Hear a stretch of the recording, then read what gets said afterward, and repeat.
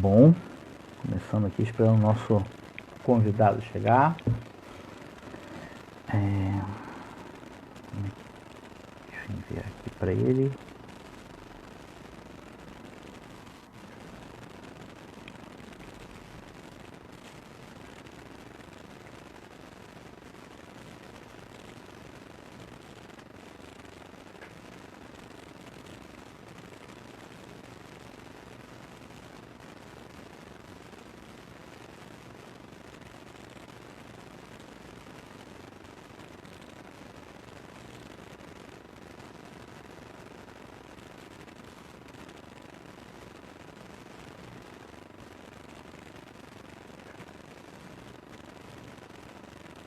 Acho... Márcio, você tem que pedir para participar, se eu não me engano. Ué. Ah, não. Aqui. Pronto, eu consigo.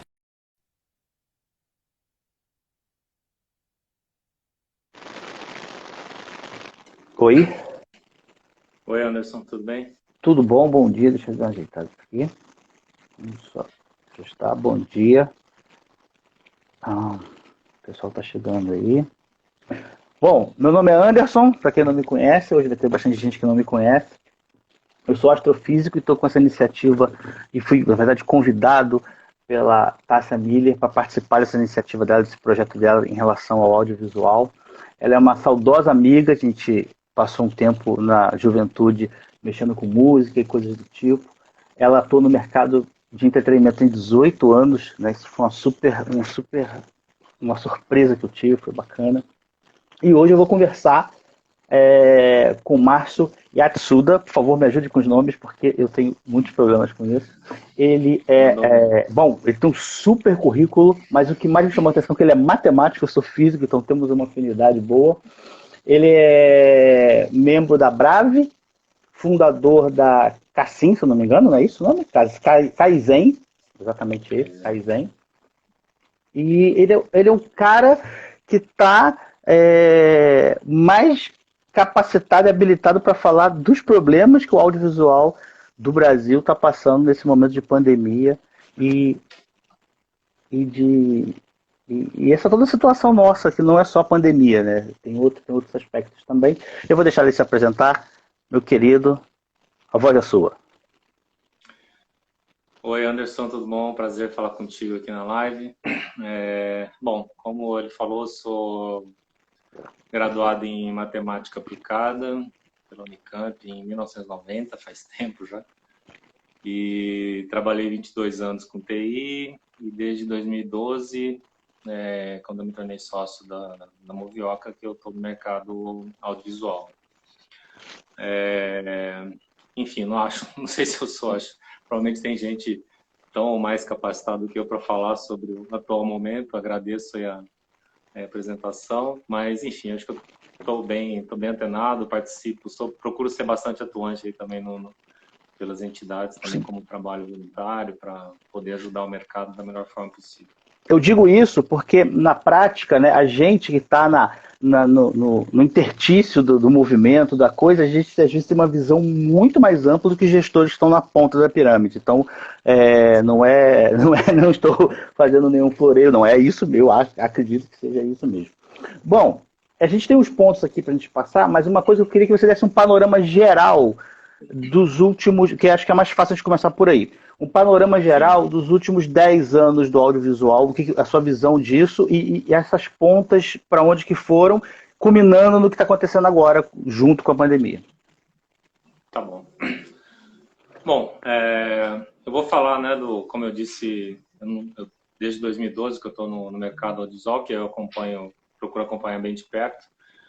Eu acho que tem uma questão muito importante no mercado que mudou o paradigma do mercado, que foi a Lei 12.485 em 2011, que foi a lei da TV paga, né, a lei do serviço de Uhum. acesso condicionado, que possibilitou que as empresas de telecom entrassem no mercado de provimento de serviço de acesso condicionado, de TV paga, e ao mesmo tempo criou uma série de regras, né, de cotas que mudou, né, a forma do mercado se relacionar. Então as produtoras independentes elas eram muito mais prestadoras de serviços e passaram então a entrar no jogo realmente como donas das suas propriedades.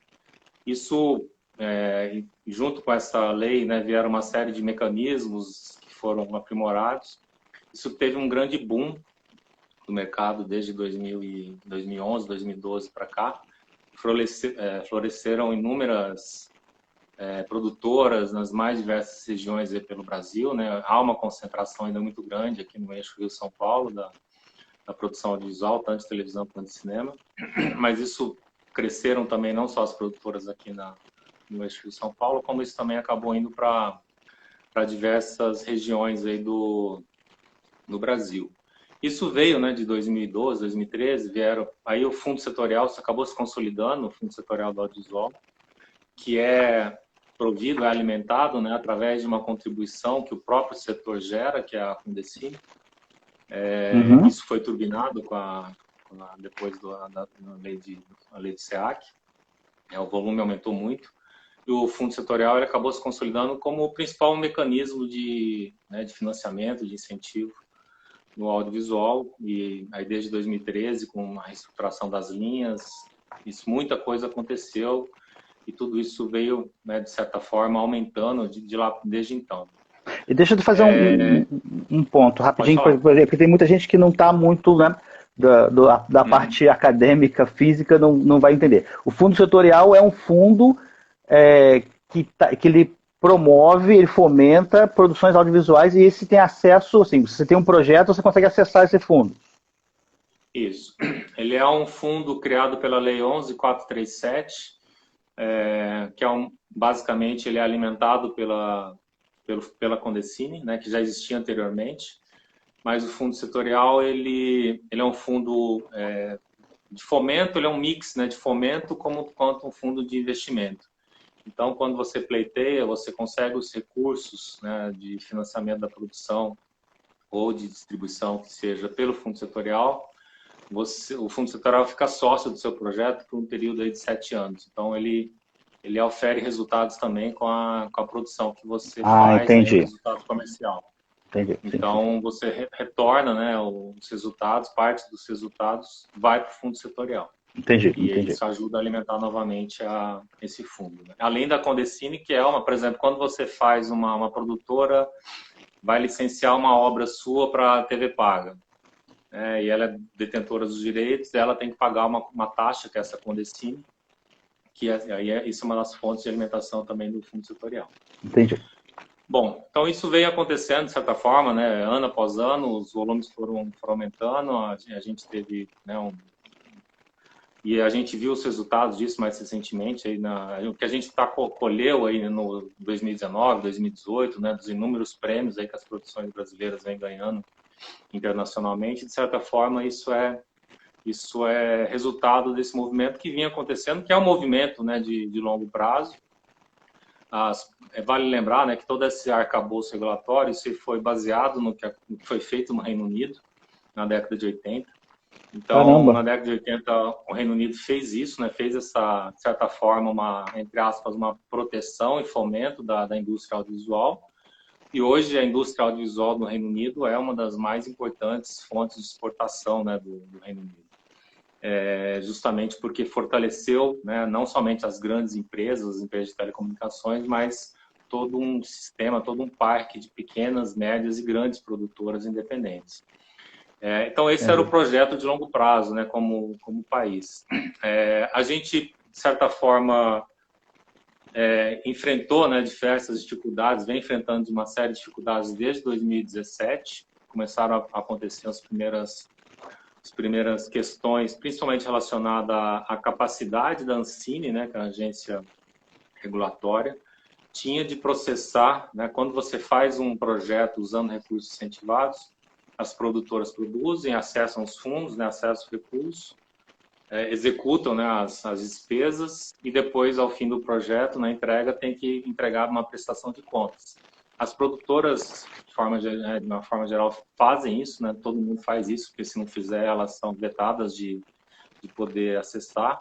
De certo modo, de certo modo funciona como a CAPES, por exemplo, né? Ela fomenta, né, o projeto e depois, quando você acaba, você tem que prestar conta. Bacana, não imaginava que era assim. Sim, tem que prestar conta tudo, né? Desde todas as despesas que são executadas, tem que pegar a nota fiscal, tem toda uma regulação para isso. É um processo bem detalhado, né, que você tem que entregar. E todas as produtoras fazem isso, porque se não fizerem, elas são impedidas de continuar acessando, né, elas são negativadas na Ancine. Então, só que o que acontece? Quando isso chega na Ancine, isso é um calhamaço de documentação, até pouco tempo atrás tudo isso era físico, né? Então agora já é digital, mas você imagina o volume, né, de analisar essa montanha de documentos. Isso foi se acumulando ao longo dos tempos, né, desde a origem da Ancine. Isso acabou estourando, começou a estourar aí a partir de 2017. Então, 2017, aí o TCU começou a intervir cada vez mais na Ancine, isso teve desdobramentos, né, principalmente em 2018, que teve um acórdão da Ancine, do TCU em cima da Ancine, que já deu uma primeira grande parada, né, no mercado. E desde então a gente vem sofrendo com isso, né, realmente, porque praticamente de 2018 para cá, assim, as coisas têm vindo a conta-gotas.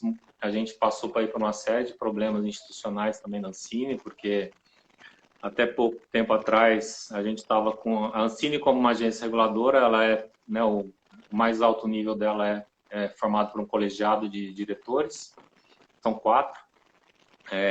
Até pouco tempo atrás, a gente estava somente com um diretor, né, que era o Alex Braga, e isso regimentalmente impede uma série de coisas que a Ancine pudesse fazer. Então, somente coisas de dois meses atrás aí que a diretoria colegiada foi recomposta, de certa forma, puderam começar a retomar aí os processos decisórios e confirmar processos decisórios que estava na fila esperando. Muitas coisas ficaram na fila, algumas coisas o Alex pôde decidir de referendo, mas essas coisas elas tiveram que ser agora reconfirmadas com a diretoria colegiada recomposta. Então, enfim, é um mix aí de coisas, né? E, obviamente, então a gente já vem com essa crise desde 2017, 2018, final de 2017, começo de 2018. E quando a crise parecia ter chegado no seu auge, né? Aí veio a pandemia. Então... Aí veio a pandemia, que eu acho que é a grande tragédia. Porque as dificuldades, eu imagino, como um observador de fora, né? Que as dificuldades do meio de produção audiovisual, em relação ao financiamento governamental, à burocracia, a agências, a fundos, pode ser contornado pela via privada. Né? O cara consegue um financiamento privado e faz. Vai ser mais difícil, blá. Mas a pandemia não tem como, porque acaba que ela inviabiliza o trabalho de verdade. Né? E uma pergunta que passou pela minha cabeça, está tendo algum tipo de ação, seja ela por organizações, ou seja, diretamente pelo governo, para manter a sobrevivência dessas pequenas produtoras e do mercado em si, ou estão abandonados junto com todo mundo na pandemia?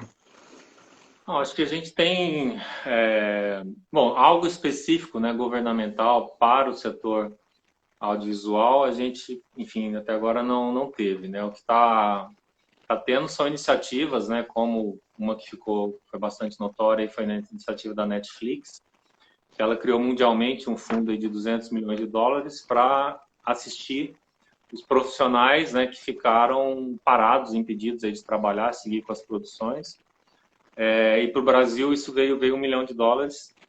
Isso está sendo viabilizado agora pelo ICAB, né, que é o Instituto de Conteúdos Audiovisuais do Brasil, qual também eu faço parte agora do comitê de ética desse instituto para justamente acompanhar a distribuição desses recursos. E a partir de amanhã os profissionais vão poder se inscrever para pleitear aí um recurso de um salário mínimo. Né? Então, mas isso é uma coisa pequena, né, obviamente, diante de todo o cenário. Está se movimentando, né, existem movimentações para engrossar esse fundo, para aumentar o valor disponível, para que se alcance mais profissionais. O que está acontecendo, né, e falo pela própria Movioca, o que nós estamos fazendo enquanto empresa, normalmente as produtoras, elas têm, depende obviamente do porte, né, das produtoras, mas cada uma geralmente tem um núcleo fixo, né, de pessoas que trabalham, ou que são CLT, ou enfim, mas tem um núcleo fixo ali de pessoas que estão sempre contratadas pela produtora. E à medida que os projetos surgem, você amplia, né, a equipe, você traz uma outra equipe para produzir aquele projeto que vai ter um começo, meio e fim. Então, essas pessoas, né, que eram os autônomos aí que ingressavam nessas produções, esse pessoal realmente ficou totalmente, estão desassistidos, né? Então, ou estão acessando aí o Fundo Emergencial do Governo, vão acessar agora na Netflix. No nosso caso, enquanto Movioca, o que a gente conseguiu fazer, no primeiro momento ficamos muito preocupados, né, obviamente, com a situação. À medida que surgirem as medidas provisórias do governo para assistir as empresas de uma forma geral, né, então nós acessamos, nós fizemos acordos individuais com o pessoal da equipe fixa, que implicou em redução de jornada e salário, e estamos acessando, então, né, tudo que foi possível acessar enquanto empresa, né, para que a gente não promovesse nenhuma demissão, e felizmente a gente conseguiu, depois que isso foi anunciado, a gente conseguiu não fazer as demissões que a gente estava achando que seriam necessárias. Né? Parabéns. Então, parabéns pela iniciativa. A gente, por exemplo, a gente dia 12 de março, a gente decidiu interromper a nossa principal produção que a gente tinha aí pela frente. Isso implica numas 60 pessoas que praticamente estão suspensas aí de projetos. Porque eu imagino, pela grande mídia, por exemplo, que parou tudo, novela, blá, eu imagino que se lá aconteceu isso, imagina nas produções geral, mais... não é só no Brasil, mundialmente. Netflix praticamente parou todas as produções do mundo, todas as majors também pararam. Os lançamentos, né, ou seja, aquilo que já estava pronto em pós-produção, ou mesmo pronto mesmo, lançamentos aí estão... Alguns já estão fazendo direct to VOD, né, ou seja, lançando diretamente para as plataformas de VOD. Sim, do jeito que está. Cancelando os lançamentos em sala de cinema. Mas você tem um estoque de filmes, principalmente das majors e outros também. Então, na hora que começar a reabrir, você vai ter um estoque imenso de coisas que estavam, de certa forma, foram paradas e vão começar a ser lançadas aí depois. Mas, enfim, é um cenário que a gente... Agora, assim, eu imagino que deve ser pavoroso. Na área da educação já foi uma tragédia, eu imagino na área da produção visual. Agora, tem alguma... Assim, eu estou pensando... Primeiro, porque eu sempre quero fazer um paralelo com a questão da postura do governamental, né? Independente da estrutura governamental do Estado. O Estado tem alguma política clara de retomada? Que esse é o ponto, né? Porque tudo bem, a gente está na tragédia, vamos ter que cortar salário, vamos ter que abaixar, vamos ter que demitir em algum momento, parou a produção. Agora, acabou a pandemia, a gente conseguiu se acertar, e aí? Ele tem algum plano de saída? Que é o mais importante, é o plano de saída, né? Me parece. Então, infelizmente, pelo menos de forma pública, ainda não. Né? Assim, a semana passada, a Ancine, na reunião de diretoria colegiada semana passada, já tomaram algumas decisões sinalizando, né, porque assim, só para você ter uma ideia, né, a gente tem as últimas linhas, né, as linhas do fundo setorial que foram lançadas foi em 2018, né? Então ano passado a gente não teve lançamento praticamente das linhas, teve só um edital, alguns editais de coprodução internacional, mas as linhas principais mesmo de produção não foram lançadas. Então a gente está desde 2018 sem ter linhas.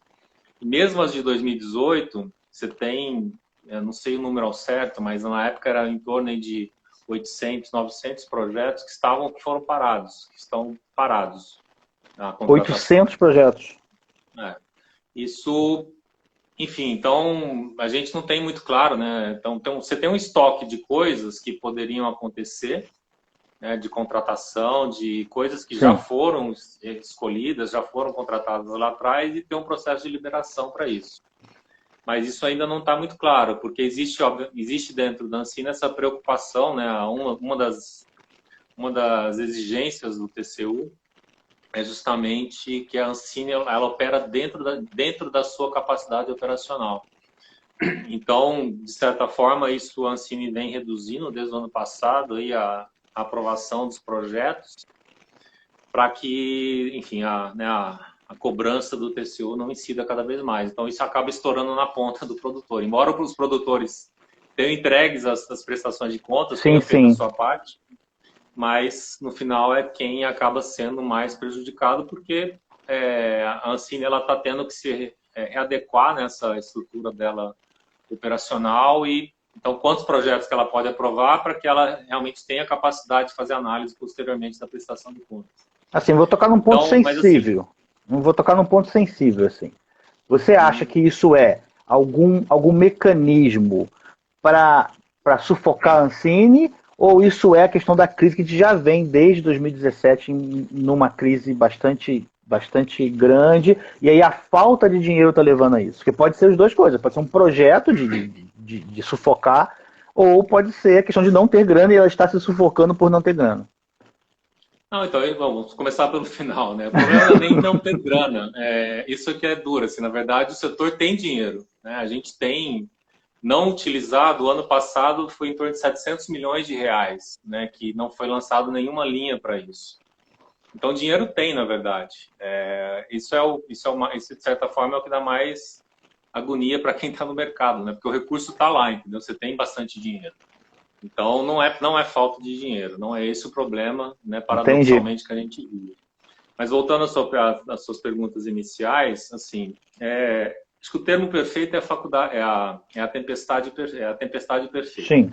É quando você tem uma série de fatores que se sobrepõem e que aí você acaba tendo, né, um resultado muito duro, muito catastrófico, né? Porque se você olhar em retrospectiva, né, então você já tem esse problema do TCU, que vem desde 2017, 2018. Você teve a questão da inoperância da Ancine por falta de ter ficado quase um ano praticamente sem você ter a diretoria colegiada. Aí, de certa forma, você tem uma interferência governamental, porque você, desde o ano passado, né, a diretoria colegiada ela foi se esfacelando do ponto de vista, né, de membros, né? A gente teve desde fevereiro do ano passado, quando a Mariana Ribas ela saiu, e aí, enfim, não foi reposta, e depois o Christian saiu, e, depois a Débora venceu o mandato dela, então simplesmente não foi reconstituída a diretoria, né? Então isso realmente está na conta do governo, que poderia ter feito, deveria ter feito e não fez. Aí você teve a questão das contínuas mudanças da Secretaria Nacional de Cultura, né? Com o novo governo, deixou-se de ter o Ministério da Cultura, passou a ser a Secretaria da Cultura. Eu não sei mais, perdi as contas, né? A Regina Duarte, que é a atual Secretaria Nacional da Cultura, não sei se ela é a quarta ou quinta, sei lá, não lembro mais. Mas, então, você não teve continuidade do trabalho, né? À medida que você tinha um secretário, ele ficou 2 meses no cargo, aí trocava, 2 meses no cargo, trocava. E a gente vem vivendo isso desde então, né? Então, isso é uma outra coisa que realmente atrapalhou muito. E você não teve a recomposição, né? Existe, como é um setor regulado, ou seja, né, você tem um arcabouço regulatório, ele também tem um arcabouço institucional. Então, você tem o Conselho Superior de Cinema, você tem, por exemplo, dentro do âmbito do Fundo Setorial, você tem o Comitê Gestor do Fundo Setorial. Esses órgãos, eles não foram nomeados, né? Isso passou um tempão enorme sem a nomeação. Então, o Conselho Superior de Cinema, ele ficou, não me lembro mais a data, mas ele foi recomposto somente em outubro do ano passado, setembro, outubro do ano passado. Você ficou 9, 10 meses sem ter nenhuma reunião do Conselho Superior de Cinema, que é o órgão máximo que define, deveria definir as diretrizes das políticas audiovisuais. Então, é um arcabouço, assim, né? Na verdade, eu acho que a questão principal, né, do ponto de vista que eu vejo com muita preocupação, foi a inação, né, do governo no sentido de não fazer essas nomeações, porque isso cabe realmente ao governo. E, de certa forma, a gente vive isso ainda, né? O Conselho Superior de Cinema faz tempo já que não se reúne, né? Teve uma reunião. O Comitê Gestor do Fundo Setorial, que é quem define essas linhas, né, de financiamento do Fundo Setorial, teve uma reunião, mas deveria estar se reunindo para justamente discutir tudo isso, e essas reuniões não têm acontecido. Então, é isso. Assim, o que a gente vê é um mix de coisas, né? Problemas estruturais que vêm do passado e que agora... Então, assim, você vê isso como uma oportunidade. Eu imagino que isso, por exemplo, na ciência isso não funcionaria, mas eu acho que, de repente, no audiovisual em particular deve funcionar. De desestatizar um pouco a produção e ir para uma coisa mais norte-americana, ou você acha que isso é o pior dos mundos? Bom, Porque de novo começar pelo fim. porque assim, tem que ter uma saída para isso, né? Porque o governo está posto aí e me parece que não é uma prioridade dele a questão do audiovisual. A crise está aí, a crise econômica está aí, e veio a pandemia e isso vai gerar uma crise econômica profunda no pós-pandemia. Então, assim, de repente era o momento não sei, de reinventar a questão da estrutura. É um ponto importante que você tocou, né? Essa questão da participação, né, do investimento privado na produção audiovisual. Eu acho que é importante, assim, primeiro, eu, em 2012, né, quando entrei no setor audiovisual, que não sabia nada, né, para mim, só existia Lei Rouanet, eu achava que era Lei Rouanet. Estou aí, eu estou nesse ponto. Então a Lei Rouanet hoje praticamente tem mais nada a ver com o audiovisual, é outro arcabouço regulatório. Mas acho que é importante clarear algumas coisas. Primeiro, né, existe entre aspas, um mito, né, de que a produção americana ela não utiliza incentivos governamentais. Boa. Isso é um erro muito grande. Saiu no ano passado, né, por exemplo, só os Vingadores, né, eles acessaram perto de 40 milhões de dólares aí na produção de uma das produções, né, dos seus filmes. Lá existem outros mecanismos, né, principalmente conhecidos como tax rebate, para incentivar que as produções aconteçam, sejam em estados, municípios, sejam em localidades, né? Então, praticamente, você tem uma disputa enorme hoje no mercado dentro dos Estados Unidos para que as produções aconteçam lá. Esse é o real hoje. Mas se você volta no passado, a indústria cinema americana ela foi protegida, né, por décadas, desde o final da década de 40 até década de 80, você tinha toda uma proteção para a indústria audiovisual americana não pudesse, né? Porque se a gente lembrar, né, no início tinha uma competição muito grande com o cinema europeu, né? Então o governo americano sempre entendeu, na verdade, o cinema, o audiovisual como uma indústria estratégica, né? A indústria, né, ela tinha assento ali dentro da Casa Branca, então isso por décadas. Entendi. Então, era um mecanismo de política, né? De política. Exatamente, uma política nem de governo de Estado, né? Isso perdurou governo após governo. E hoje, enfim, né? O mundo, a gente tem essa cultura ocidental, cultura americana, muito por conta disso, né? Ou seja, a gente cresceu assistindo filmes, assistindo séries americanas. Sim. Então, isso sempre teve isso, essa questão do entendimento da importância econômica. Então, isso sobre a questão americana. Segundo, quando você vai para o mundo inteiro, né, Canadá, Europa, a exceção da Índia, né, que realmente é uma coisa diferente do resto do mundo, mas praticamente no mundo inteiro você tem mecanismos tanto de proteção quanto de financiamento público misturado com o privado. Então, o problema não é o dinheiro público. O que acontece? Normalmente, quando você vai viabilizar uma produção, é uma pizza de um monte de pedaços, né? Então, você tem dinheiro de patrocinadores, dinheiro de governo, você tem dinheiro privado. Então, isso se compõe, né, um financiamento de diversas fontes. Mas vou dar um exemplo de coisas que estão acontecendo agora, né, de produtores que eu conheço. Por exemplo, eles ganharam, né, tem projetos com coprodução internacional, então com parceiros na Alemanha, com parceiros na Europa. Então, quando é uma coprodução internacional, parte do dinheiro é levantado aqui no Brasil, parte do dinheiro é levantado lá fora, né? Então, sim, isso foi feito, ou seja, é uma batalha para você conseguir isso, né? Você conseguir esse parceiro, que ele vai ter que vender esse projeto lá fora, e você consegue o projeto aqui, consegue um canal. Aí tinha houve um edital para de coprodução internacional. Esses parceiros internacionais levantaram o dinheiro e agora estão com a faca no pescoço dos produtores aqui no Brasil. Olha, cadê sua parte? Aí eu quero o fundo setorial.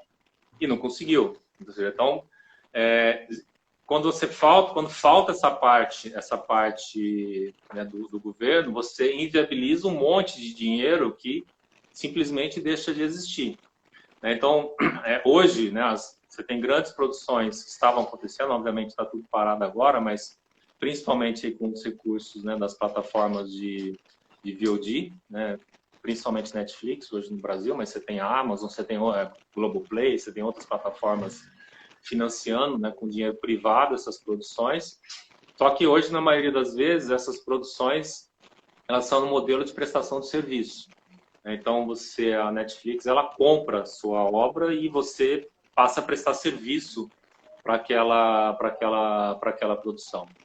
Então, Entendi. você perde a propriedade, né? Você vira um prestador de serviço. Se nós tivéssemos mecanismos de financiamento, né, público, por exemplo, possíveis que a gente pudesse acessar e você ficar com parte do retorno, que aí voltaria para o próprio fundo setorial, viabilizaria que, por exemplo, que as produtoras brasileiras hoje fizessem o que já acontece lá fora, né? Lá fora você tem produtoras que elas ficam sócias da produção com a Netflix. Elas não cedem a propriedade inteiramente para as plataformas. Então, tudo isso ainda vai se rearranjar. Deixa eu fazer uma pergunta de leigo, totalmente leigo, assim, antes disso tudo, né?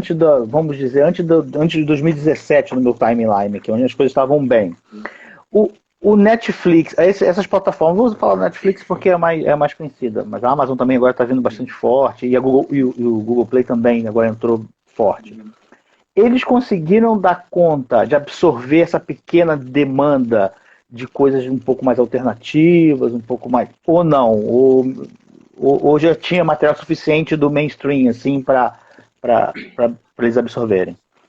O que é a Netflix, né? Pegar o exemplo, né, da Netflix, obviamente existem outras plataformas, mas a grande força, né, dessas plataformas é que elas estão no mundo inteiro. Né? Então, pegando o exemplo, né, do 3%, que foi a primeira série de ficção brasileira, eu falar agora. produção nacional, na época, ela foi a produção de língua não inglesa mais assistida nos Estados Unidos. Então, isso demonstra muitas coisas. Primeiro, né, da capacidade, da qualidade da produção audiovisual brasileira, que pode alcançar, né, outros mercados. E aí a Netflix, ou seja, né, com todos os seus algoritmos, ela consegue avaliar isso muito bem. Então, ela consegue, às vezes, pegar faz uma produção aqui no Brasil, que às vezes até no Brasil pode não ir tão bem, mas às vezes estoura em outros mercados, entendeu? Então, o que a Netflix está fazendo, assim como as outras plataformas, né, a Amazon e as outras, elas percebem isso, entendem esse modelo de negócio e como elas todas entraram realmente no mercado de produção, né, de conteúdos originais, elas estão entrando para produzir, né, ou seja, então, seja no modelo delas comprarem tudo, né, e ficarem donas da propriedade, para justamente explorar essa propriedade de maneira, enfim, sem fronteira em todos os mercados que elas estão expostas, que elas atuam. Então, é um mix, né? Hoje, isso está acontecendo uma coisa muito bacana, né? Que, bom, a gente acabou de ver, né, no Oscar aí uma produção, totalmente fora do esquema, ganhar. Que ganhou o Oscar. Ou seja, você tem ainda um pouco, mas isso vem caindo, isso são as plataformas que vêm derrubando, que é essa questão da língua. Então, hoje a gente assiste, né? Netflix assiste filmes, né, dinamarqueses, alemães, poloneses, séries polonesas a 1983, quer dizer, como é que eu nunca vi, se não fosse a Netflix, isso nunca ia chegar em mim, entendeu? Chegou. Exatamente. Então, isso está quebrando a barreira da língua, né? Está quebrando a barreira da língua. Entendi. Então, os países de língua inglesa estão se acostumando a assistir produções que não são faladas originalmente em inglês. Isso é um grande benefício para todo mundo. Para todos os países aí de língua não inglesa. Né? Bom, você tem aí o fenômeno da Casa de Papel, quer dizer, o filme espanhol, que é um fenômeno mundial hoje. Né? O Poço foi uma outra coisa também que surgiu assim como uma boa. Bom, deixa eu só fazer uma observação aqui que me pediram para fazer, minha chefa pediu. Tem algum mecanismo, que tem a ver com a pergunta anterior também, mas eu acho que eu não coloquei bem. Nessa saída, né, é possível transformar o mercado... Eu não acredito nisso, mas eu acho que, de repente, tem essa visão em algum lugar, né? Em algum lugar está posto isso. Que ele se torne independente e sustentável do mercado, do governo. Eu não tenho muito essa visão. Eu acho, por conta... A independência vem para as grandes produções, para aquele negócio que todo mundo compra, mas para manter a produção, igual eu assisti ontem, um curta-metragem metalinguístico, não vai, esse vai ter que sempre ser sustentado de alguma maneira. Mas existe em algum lugar essa visão aí no meio do audiovisual, assim, aqui, algum grupo pensa isso, tem essa linha de pensamento, não é se existe a prática, é o pensamento da independência. Existe com certeza, assim, acho que de certa forma, eu acho que todo mundo almeja isso, né, para que você não tenha essa dependência, que é um fato hoje, né, dos recursos públicos ainda para a produção audiovisual. Todo mundo quer isso.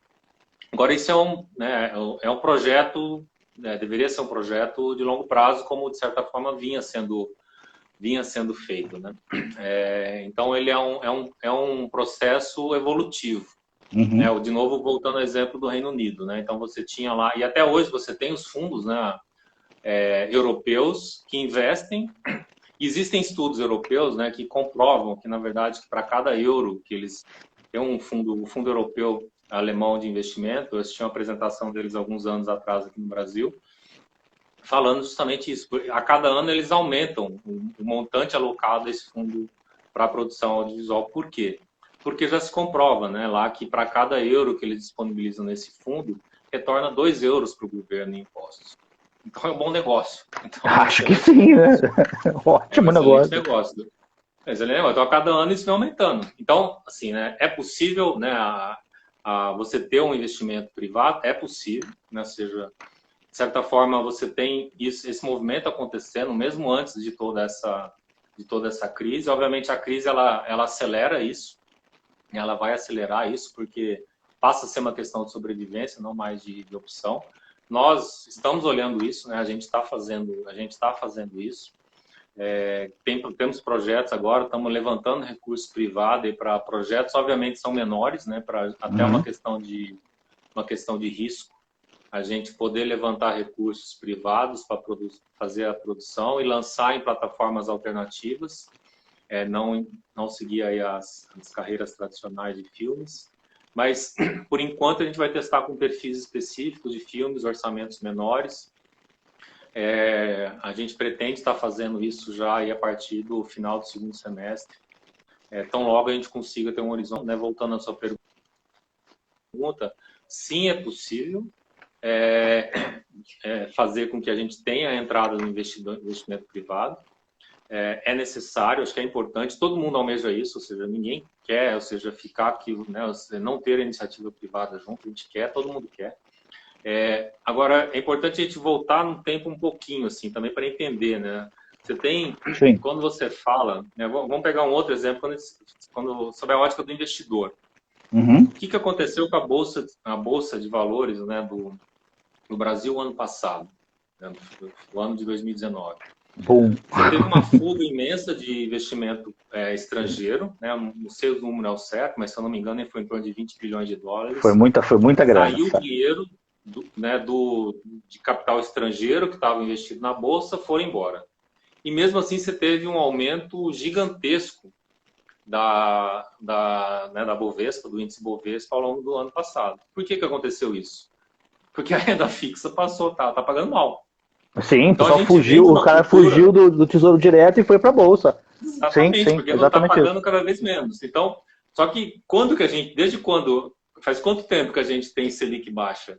É muito pouco tempo. Muito pouco tempo, sim. É muito pouco tempo. Então, você não tem a cultura do investidor, né? Você não tem a cultura do investidor de fazer esse investimento de risco. Eu li uma biografia, sei lá, uns 15 anos atrás, do Warren Buffett, né, que é um dos maiores investidores americanos. Eu li uma biografia dele. Ele fez o primeiro investimento dele com 8 anos de idade na Bolsa de Valores. Então, isso era na década de 30. A cultura lá é diferente. Agora está melhorando, né? Essas fintechs estão começando a melhorar um pouco esse aspecto. Mas você tem, para você aumentar, então, a entrada do investimento privado, né, num setor de risco, é um setor de risco a produção audiovisual, você tem toda uma questão das produtoras, arcabouço regulatório, e você tem a figura do investidor.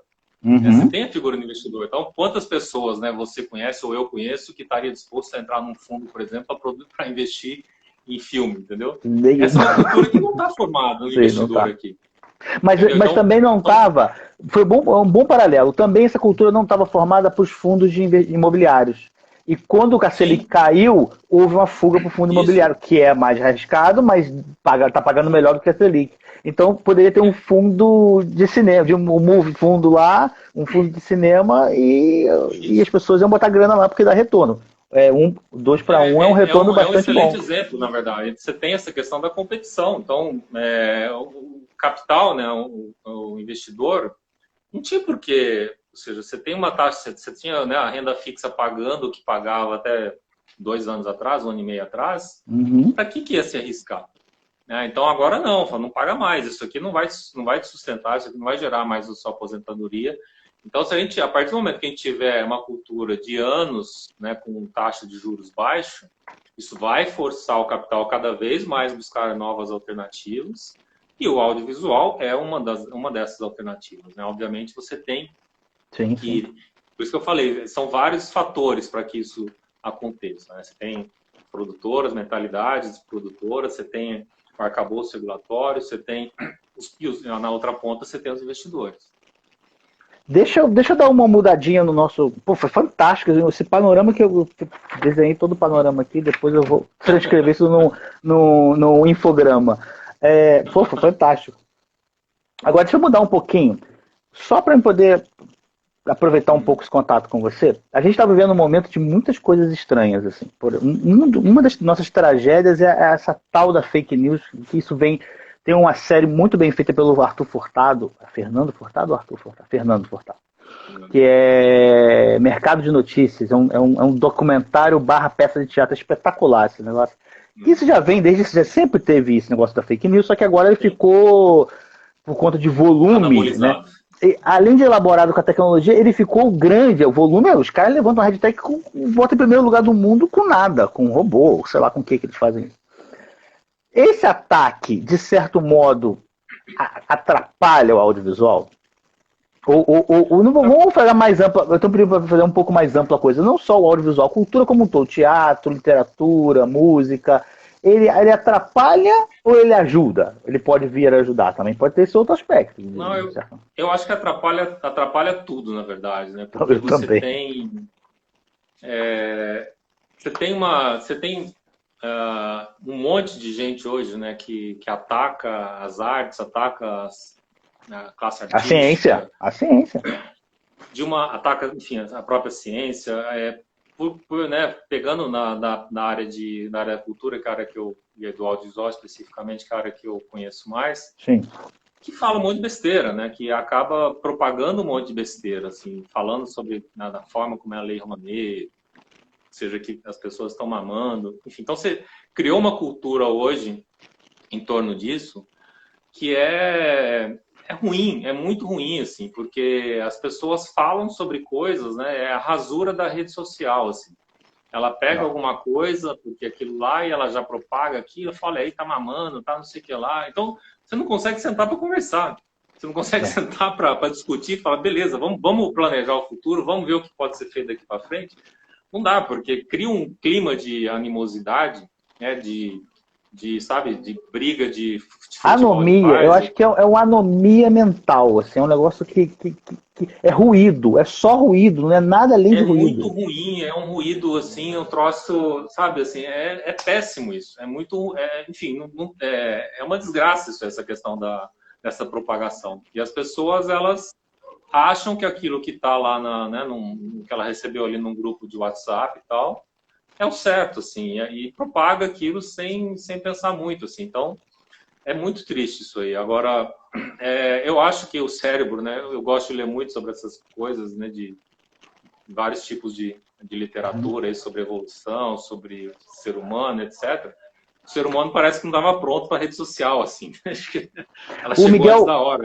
O Miguel Nicolés tem um livro, eu esqueci o nome do livro, é quando ele começa a fazer aquele trabalho lá no Nordeste, que ele faz um experimento com macacos, né, que ele consegue orientar o cérebro de macacos dado um certo estímulo. O que ele diz, o que está acontecendo, segundo a teoria dele, que o que está acontecendo é que o nosso cérebro está se moldando ao comportamento das redes sociais, né? Porque é muito fácil, tá? O teclado você xingar o cara, só que ele está trazendo isso para o nosso comportamento cerebral, então está se propagando por quase todos os aspectos que a gente faz. Mas assim, eu imaginei que a questão do fake news, ou não do fake news em si, mas do mecanismo que gera isso, né? Porque eu fico pensando que, de certo modo, se você olhar, apesar de ser raso, baixo, é um mecanismo de produção de coisas. As pessoas produzem mini vídeos, tem produtoras disso. O MBL tem um departamento de memes. Pô. Então isso faz parte de um certo mecanismo de produção. Eu imaginei que isso poderia ser usado para uma coisa mais. Não tem outra Não, palavra, útil. aí Eu você não gosto tem dessa palavra só que mais. não como fake news, né, mas aí buscando os mecanismos aí de viralização, quer dizer, você tem as produções, hoje praticamente todas as marcas, elas fazem suas produções aí para as redes sociais, né, a produção audiovisual, né, o Sim, audiovisual, né, o consumo de audiovisual nas plataformas de redes sociais é o maior volume, é o consumo de audiovisual. Então, isso sim, gera oportunidades, mas não de fake news, assim, né, de produção de conteúdo de sim, sim, marcas sim, sim. para as redes sociais. Certamente é uma linha que prospera, cresce muito. Né? Nos Estados Unidos, desde 2017, né, o investimento em mídia nas redes sociais já é maior do que da televisão. Né? A internet passou a televisão aberta e fechada nos Estados Unidos em 2017. No Brasil ainda não. No Brasil ainda a TV ela tem uma posição ainda majoritária Ah, nas verbas publicitárias, mas com uma tendência, né, da mídia digital passar essa investimento em publicidade na televisão. aí você tocou num ponto que acabou que é o que eu estava a fim de perguntar nessa mudança para as coisas, para esse paralelo do mundo do que está acontecendo com o audiovisual. Você vê a curto prazo, 2 anos, sei lá, médio prazo, 10 anos, um, uma migração da produção. Eu vou falar especificamente do YouTube, mas eu acho que tem outros, né? Uhum. Para coisa da internet, né? A produção me virar para a internet. E além disso, essa virada por conta dos algoritmos e dessas coisas todas, ela fica muito restrita à resposta desses algoritmos. Eu vou fazer uma produção por 3%, por exemplo. Então, por 3% é uma coisa que funcionou porque o algoritmo identificou, teve a segunda temporada, aí se identifica, tem a terceira. Quer dizer, esse tipo de algoritmo não pode limitar as formas de criação? São duas perguntas. É, Assim, essa é uma discussão, assim, né? Até já li alguns artigos falando sobre, é óbvio, né? Esse é segredo de Estado, né? Por exemplo, dentro da Netflix, como é que funcionam sim. os algoritmos e tal. Mas há essa preocupação neles também, né? Porque senão, com o tempo, você vai ficando, com perdão da palavra, cada vez mais tapado, né? Porque se a plataforma ela só vai te mostrar aquilo que você gosta, você vai ficar cada vez num foco cada vez menor. Mas então existe a preocupação, né, das plataformas, dos detentores desses algoritmos, justamente para que sempre traga um frescor, né, dali na hora que você estiver zapeando ali a sua plataforma, que apareçam conteúdos que não estejam Da dentro bolha. desse perfil. Dentro dessa bolha, para justamente evitar isso, que você vai ficando cada vez mais, a tendência seria você ficando cada vez mais focado, né? Então, existe essa preocupação pelo menos as plataformas, aí, principalmente as plataformas de SVOD. Né? Entendi, entendi. E o mercado, de novo no momento, né? O mercado Uhum. tem visto, porque o que aconteceu foi a explosão de produções tipo nossa live nesse momento, né? Eu comecei a Uhum. fazer porque estava aqui na quarentena e isso aconteceu com grandes artistas. Teve a live da Sandy Júnior, que foi um negócio que quase estourou os servidores do Brasil, do YouTube, foi um negócio absurdo. É, esse emanar dessa coisa nova, vocês têm algum olhar para isso? Tipo, opa, tinha um negócio aqui que a gente não viu e pode ser explorado? Ou você acha que é apenas a condição de quarentena e da pandemia que gerou isso? Não, eu acho que eu acho que jogou luz, né, em uma coisa que já existia, né, ou seja, as lives, essas formas de se fazer de certa forma já existia, mas por uma questão de necessidade, tanto das pessoas que querem consumir, né, coisas frescas, quanto de quem também tá parado, isso explodiu, né, ou seja, eu acho que isso depois, né, isso tende a, de certa forma, a não ter essa relevância que está tendo agora, porque basicamente as pessoas, né, as lives, essa questão do ao vivo mesmo, aquela questão de elas quererem estar vendo alguma coisa que está acontecendo, né, ou seja, você não tem esporte acontecendo mais, você não tem cultura acontecendo mais ao vivo. Entendi. ou, né, de uma forma muito reduzida. Então, elas procuram outras opções. Eu acho que as lives elas vão continuar, sim, mas eu acho que elas tendem a um patamar, elas tendem a um patamar mais baixo, né, ou tendem a um patamar mais, entre aspas, normal, né? Entendi. Agora, o que obviamente muda é a questão de você, principalmente, né, quando você pensa em cinema, é uma incógnita, porque você tem, né, os exibidores hoje estão todos fechados. Quando voltar, né, essa volta, acho que está todo mundo tendo que digerir isso ainda, eu mesmo passando por um processo de aceitação disso, que o novo normal vai demorar. Sim. Então, o novo normal ele não vai acontecer em setembro, agosto desse ano. Tudo indica, né, pelo menos olhando os estudos realmente científicos confiáveis, você não tem uma solução dessa pandemia num horizonte menor que um ano e meio. Que é o A gente tempo está da falando de segundo vacina, né? semestre, Basicamente é o tempo segundo da semestre do ano que vacina. vem. É. Então, o que a gente deve voltar é um período de você vai ter aquele abre, fecha, abre, fecha, Uhum. abre, fecha. Essa é a tendência, né, de que deve acontecer em relação após a volta aí da pandemia. Então, tudo isso vai se rearranjar. A gente está tentando planejar o nosso futuro diante desse cenário, né, de que o normal não vai voltar tão cedo. E provavelmente aquele normal que a gente existia, A né, gente não sabe o que vai ser, né? ficou no passado, assim. Então, você imagina na hora que abrir as salas de cinema, você vai ter que manter o distanciamento. Sim. Então, você vai vender 20%, as salas provavelmente vão poder vender o quê? 20%, 25% dos ingressos? Sim. É isso. Isso traz reflexo para a cadeia inteira, assim. Então, você tem um fortalecimento, né, da demanda gigantesca nas plataformas VOD, né? Então, no dia né, quando foi declarada a pandemia, né, não lembro o percentual, mas as ações da Disney despencaram, essas ações da Netflix estouraram, né? A Netflix Sim. hoje vale mais do que a Disney na market cap no mercado de ações, assim. Então, é isso. Você tem essas plataformas VOD, certamente elas, por esse período agora, elas estão muito fortalecidas, né, por conta disso. Então, Eu imagino mas que quando a vai gente fala mudar. de plataformas quando a gente fala de plataformas VOD, né, todas as empresas, entre aspas, tradicionais, elas estão já ou com o pé ou estão com o lançamento aí já em via de acontecer. Né? Eu acho que essa mudança, exatamente por elas, deu impulso para quem estava com o pé no HBO, por exemplo, que tem os canais e estava começando a botar um pé mais forte, ela vai jogar mais grana lá e vai desenvolver. Eu acho que isso vai mudar muito o mercado, esse mercadão de consumo. Quem eu acho que vai pagar um preço alto por isso são as TVs por assinatura, me parece. Que as pessoas vão começar a fugir para os canais, ver o que quer. Eu acho que isso vai abrir um novo. Mas é achismo meu. Não dá. Bom, querido, Não, fui. Fala, pode falar. eu estou sem Não, não acabou controle de ainda hora não. aqui, estou sem relógio. Não, a gente tem um tempinho ainda, tem um tempinho. Não, Tá. eu ia te perguntar. Só para falar isso que você falou, só para Sim. comentar isso que você falou sobre a questão Sim. das TVs a cabo. Muita gente fala, né, que as TVs a cabo vão terminar, tal.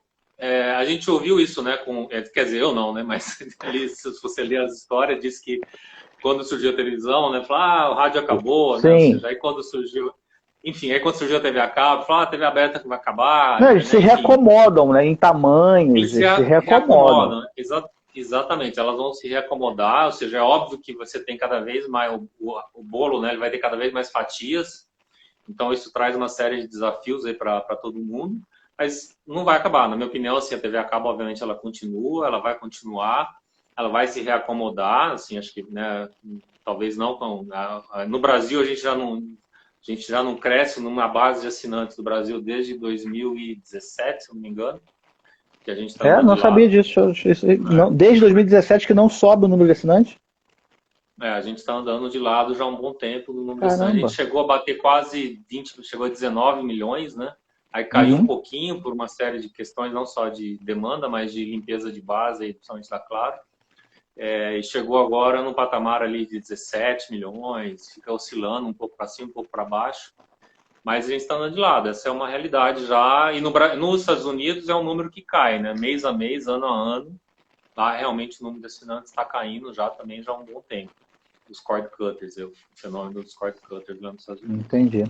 Então, o que eu ia te pedir é, que a gente está chegando no final, mas ainda temos um tempo, é, assim, como você, de tudo que a gente conversou, né, um panorama seu esperançoso. As pessoas precisam de um pouco de esperança. Eu sou muito pessimista, mas um pouco de esperança. Eu não adianta. É, disso que está acontecendo, mas não só por questão da pandemia, porque a pandemia, de certo modo, ela só esgarçou, na minha opinião, ela esgarçou todas as nossas fragilidades. Na saúde, na educação, no governo, todos. Inclusive, acredito no audiovisual e na cultura como um todo, cinema, teatro, todas essas coisas. É, dentro disso, você é um gestor, assim, eu quero te colocar nessa posição. Você é um gestor e vai tomar e vai pensar pelo menos num rascunho de como sair disso e para que lado ir. O que você responde com essa pergunta em 7 minutos? Que é pouco. Bom, primeiro assim, eu sou otimista, sou esperançoso. Acho que eu digo que a gente, obviamente, você tem um primeiro passo que é sobreviver, né? Então a gente tem que sobreviver, a gente tem que conseguir chegar do outro lado, né? Prender a respiração agora e chegar do outro lado é um desafio, né? Ou seja, muitos vão ficar pelo caminho, infelizmente, mas a gente está procurando do nosso lado aqui fazer de tudo para chegar do outro lado e aprender com tudo isso que tá acontecendo. Então, assim, existe vida, né, depois da pandemia. Sim, seja, diferente, mas existe. É diferente, ou seja, né, a humanidade já passou por outras coisas similares ou piores. É óbvio que a gente tem agora um mundo muito mais globalizado, integrado, então os reflexos, ninguém sabe, né, os economistas, está todo mundo ainda, não tem paralelo, né, na história econômica mundial para fazer projeções futuras do que vai acontecer, está todo mundo tateando ainda meio que no escuro.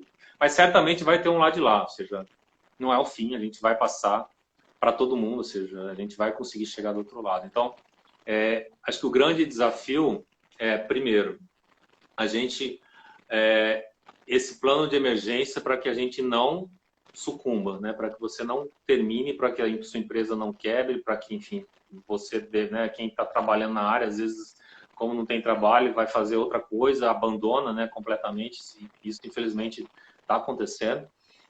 Pessoas que não conseguem trabalho e acabam, enfim, indo para fazer outra coisa porque precisam sobreviver. Então, acho que tem essa visão de curto prazo, que é primeiro falar, ok, o que eu vou fazer para atravessar essa crise, né?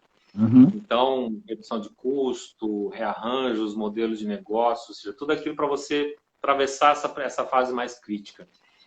Do nosso lado, assim, a gente está priorizando realmente, né, a gente tem projetos que a gente já vinha trabalhando, né, com televisões, cinema, etc., que a gente continua, mas aquilo que é o olhar para o novo, para o futuro, né, vai muito nessa linha das produções para as plataformas de forma diferente, com outros modelos de financiamento, inclusive, né, com investimento privado, para você fazer lançamentos com risco da própria produtora, né, ou seja, a gente conseguir fazer uma junção de investimento privado da produtora, de outros investidores, para a produção privada, porque a grande verdade é que a gente, né, como pano de fundo, a gente tem uma incerteza muito grande sobre, enfim, a capacidade que a Ancine tem de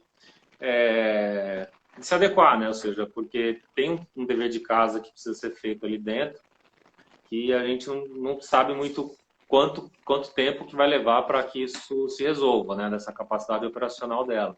Então, hoje é muito difícil você fazer um plano. Eu sei de produtoras que estão desde o ano passado com um projeto com dinheiro liberado e não conseguem fazer a liberação da produção, não conseguem fazer a liberação do dinheiro. Então, isso é muito ruim para qualquer planejamento, né? Quando você pensa, como é que você vai planejar um negócio que quando você consegue o dinheiro, mas você não consegue pegar o dinheiro, você demora mais de um ano. Isso eu entendo perfeitamente. A gente submeteu um projeto para a FAPERJ, eles aprovaram e está aprovado. Só isso, não tem o dinheiro. Está aprovado. Está aprovado. Então, é isso. Então, a gente precisa outras formas. Mas desde 2018, né? Eu e meu sócio, a gente já colocou na nossa cabeça que é realmente, olha, pensar como que se esse dinheiro, esses mecanismos não existissem para a gente realmente sair fora da caixinha e poder seguir em frente. Tá bom, querido. Vai acabar a nossa live, a gente tem 30 segundos. Obrigado, foi ótimo te conhecer, foi ótimo conversar com você. Obrigado, Tássia. Obrigado a todo mundo. Vai acabar em 15 segundos. Obrigado, querido. Abraço e Valeu. sorte, tá? Prazer falar contigo, Anderson. Tchau, Tudo tchau. bom. Tchau, tchau.